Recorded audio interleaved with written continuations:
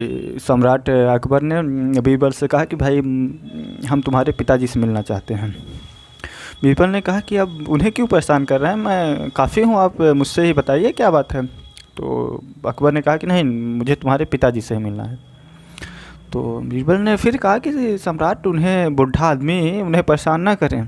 तो अकबर ने कहा नहीं, पिताजी से ही मिलना है। तो बीरबल कहा ठीक है। तो बीरबल अपने घर आए और अपने पिताजी से बोले कि सम्राट मिलना चाहते हैं आपसे।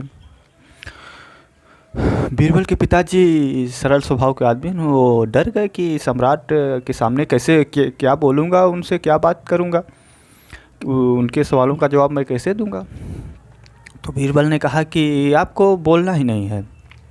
तो बीरबल के पिताजी ने कहा कि अरे अब बोलूँगा नहीं तो सम्राट और गुस्सा हो जाएंगे, नाराज़ हो जाएंगे। तो उन्होंने कहा मैं हूँ, मैं संभाल लूँगा, बस आप चलिए और चलकर उनके सामने पेश हो जाइए, उनके सामने रहिए और आप कुछ भी पूछें, आप एकदम चुप हो जाइए, आप शांत रहिएगा, आप बोलिएगा ही नहीं। तो बीरबल के पिताजी ने कहा ठीक है, चलते हैं।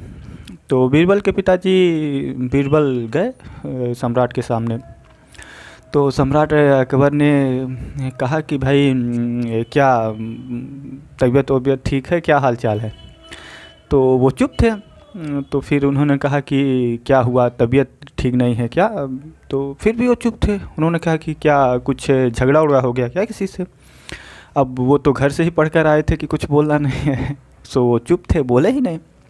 तो उन्होंने फिर सम्राट ने पूछा कि क्या कुछ चाहिए क्या, कि नहीं बोल रहे हैं कि जब तक नहीं नहीं मिलेगा नहीं बोलेंगे। अब घर से पढ़ा हुआ आदमी वही काम करेगा जो उनको पढ़ा कर भेजा जाएगा। वो चुप थे। सम्राट थोड़ा गुस्सा में बीरबल से बोले कि भाई अगर किसी मूर्ख व्यक्ति से पाला पड़ जाए तो फिर क्या किया जाए।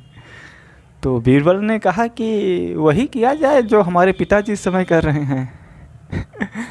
तो इसका मतलब